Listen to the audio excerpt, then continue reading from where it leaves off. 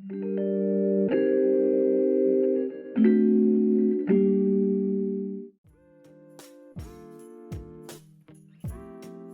¿qué tal? Bienvenidos a Historias del Subtexto. Hoy vamos a comentar y analizar el decálogo del perfecto cuentista del escritor uruguayo Horacio Quiroga.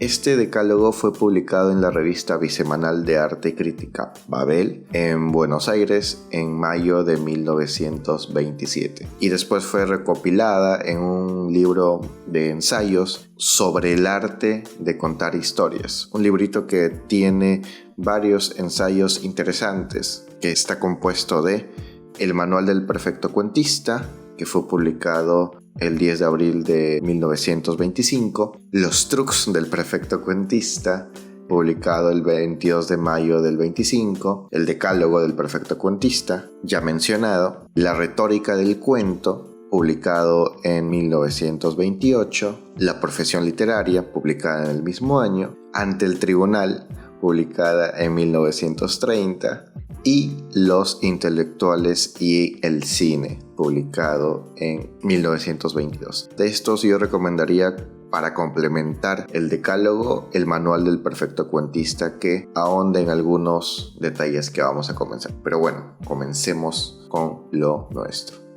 Decálogo del Perfecto Cuentista. 1. Cree en un maestro, Poe, Maupassant, Kipling, Chekhov, como en Dios mismo. Aquí Quiroga empieza con esta idea de creer en un maestro. Raymond Carver tenía una foto de Anton Chekhov en su mesa para escribir, y yo también los animo a tener un cuadro o fotografía de un escritor que admiren, o sea su favorito o favorita, cerca del lugar donde escriben. La idea no es ser un seguidor observador contemplativo del maestro. La idea es tomarlo como un referente, un escritor que conecte con cada uno. Es ese escritor que escribe como a nosotros nos gustaría contar nuestras historias y abrazar la influencia sin miedos. Los grandes escritores tenían un maestro del cual tomaban la guía en sus primeros textos, y esto casi siempre lo pueden encontrar en sus biografías. La idea es no temer a creer en un maestro. 2. Cree que su arte es una cima inaccesible. No sueñes en dominarla. Cuando puedas hacerlo, lo conseguirás sin saberlo tú mismo. Se tiene que tener una motivación para seguir en la literatura, pero no obsesionarse ante una gran cima. En Estados Unidos, muchos fueron los escritores que fracasaron en sus proyectos literarios cuando dijeron: voy a escribir la gran novela americana. No es una meta a alcanzar, es la práctica del oficio que lleva a una técnica pulida. Tampoco la idea es buscar superar al maestro con desesperación. La búsqueda inmediata de la grandeza de una gran técnica puede llevar a la frustración o al bloqueo, que muchas veces sucede.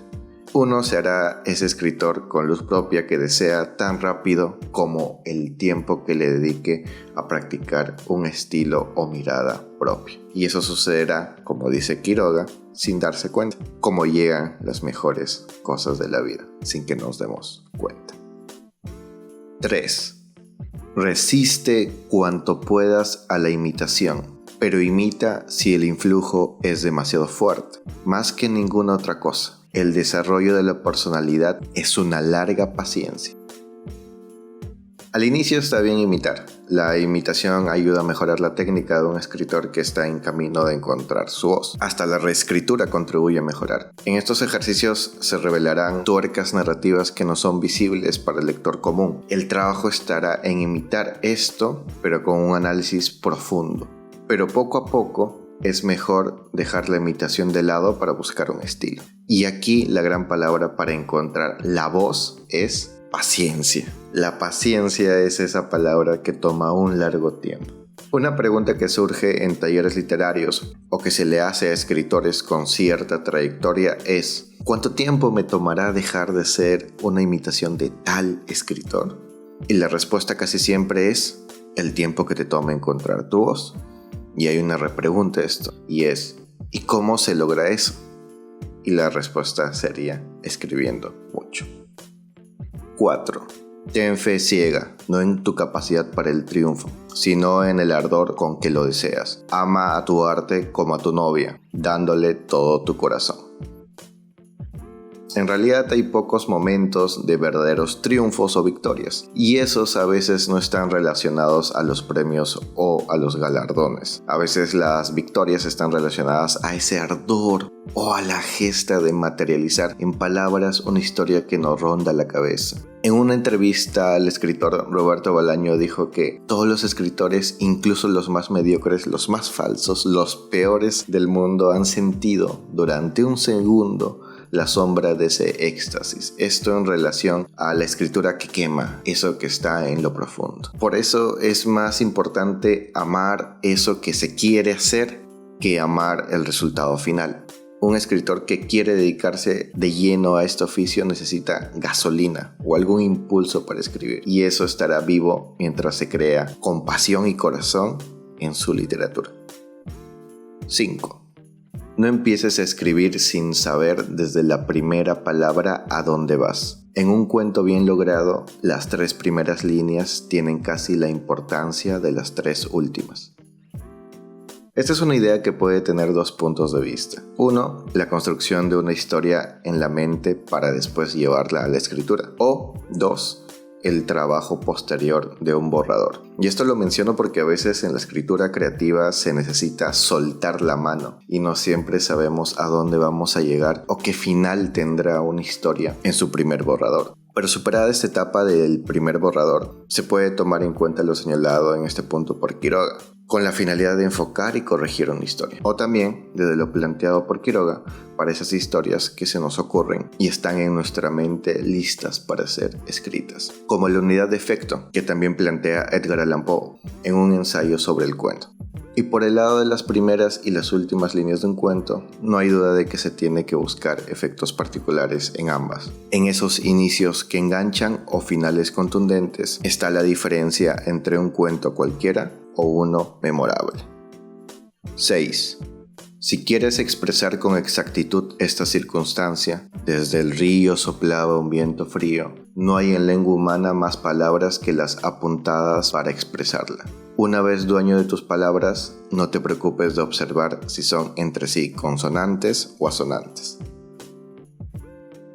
La precisión de un cuento radica en escribir lo que la historia necesita, y esto va de la mano con el estilo de cada escritor. Si la historia funciona con pocas palabras, sencillas y directas, se deben usar estas, pero también se debe cambiar si el lenguaje necesita ser florido o elaborado. Todo tiene que estar al servicio de la historia y de la mano del estilo del escritor. No es lo mismo el estilo de la escritura en la novela Don Quijote de la Mancha de Miguel de Cervantes Saavedra que en el cuento Los asesinos de Ernest Hemingway.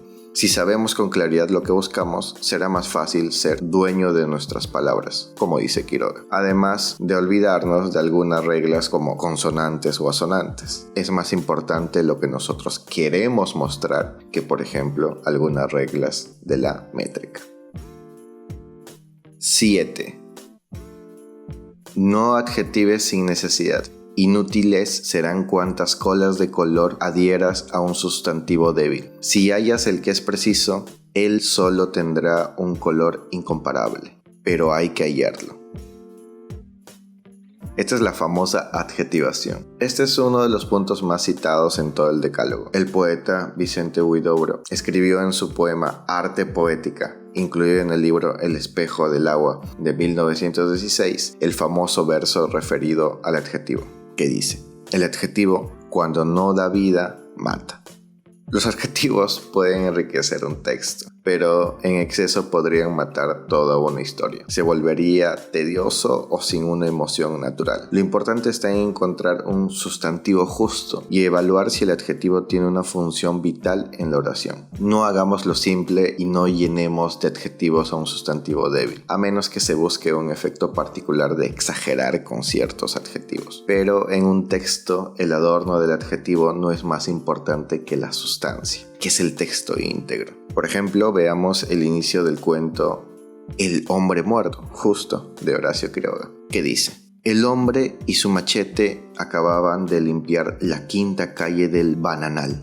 Aquí, el peso de la oración recae en 2 sustantivos, hombre y machete. No hace falta acompañar con un adjetivo a machete. ¿Por qué? Porque el sustantivo machete tiene la fuerza necesaria para dibujar una imagen clara en la mente del lector. 8. Toma tus personajes de la mano y llévalos firmemente hasta el final, sin ver otra cosa que el camino que les trazaste. No te distraigas viendo tú lo que ellos no pueden o no les importa ver. No abuses del lector.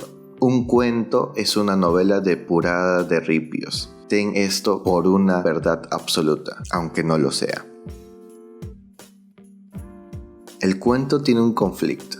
Y un conflicto dentro de una historia es un deseo problematizado. Y para que esta idea se desarrolle hasta su final, necesita seguir una tensión, el camino que menciona Quiroga.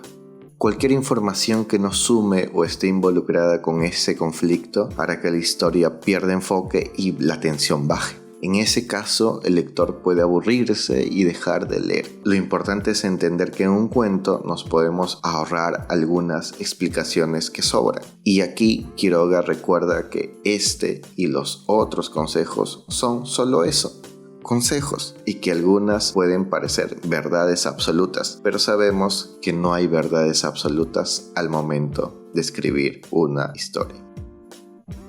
9. No escribas bajo el imperio de la emoción, déjala morir y evócala luego. Si eres capaz entonces de revivirla tal cual fue, has llegado en arte a la mitad del camino. A diferencia de la poesía, los narradores no pueden esperar a la inspiración para empezar a escribir. La literatura no es solo inspiración, la idea es acostumbrarse a una disciplina de trabajo, generar horarios para escribir o reservar momentos específicos del día o de la semana. La voluntad de la creación continua le gana a la inspiración momentánea que se va y se pierde. Si una historia necesita ser escrita de verdad, volverá para evocar esa emoción pasada. Igual, siempre es bueno notar cualquier oración o idea que surja en ese estado de emoción para agregarla después. La memoria es frágil y no podemos recordarlo todo. 10. No pienses en tus amigos al escribir, ni en la impresión que hará tu historia. Cuenta como si tu relato no tuviera interés más que para el pequeño ambiente de tus personajes, de los que pudiste haber sido uno. No de otro modo se obtiene la vida en el cuento. El último consejo de Quiroga está relacionado a lo que decía Onetti en una entrevista de 1965. Ante la pregunta ¿por qué o para qué escribe?, Onetti respondió: escribo para mí, para mi placer, para mi vicio, para mi dulce condenación. Lo dicho por Onetti tiene significado en la necesidad de escribir para cada uno. La necesidad de los amigos o la familia no es la personal. La creación literaria es tan íntima que a veces escribimos para conocernos o para ser parte de ese mundo ficcional al que nos hubiera gustado ser, como una especie de liberación que cobra vida en nuestras historias. Y eso es todo. Espero que les haya gustado este episodio y que hayan sacado algunos datitos, algunos tips o consejos que menciona Quiroga. Recuerden, no hay reglas en la literatura, no hay reglas para escribir ficciones o no hay reglas en la escritura creativa. Lo que sí hay son consejos en los cuales podemos apoyarnos para enfocar nuestros textos. No se olviden de revisar el blog, ahí también está el decálogo de Quiroga y también pueden revisar otros textos. Nos vemos en el próximo episodio.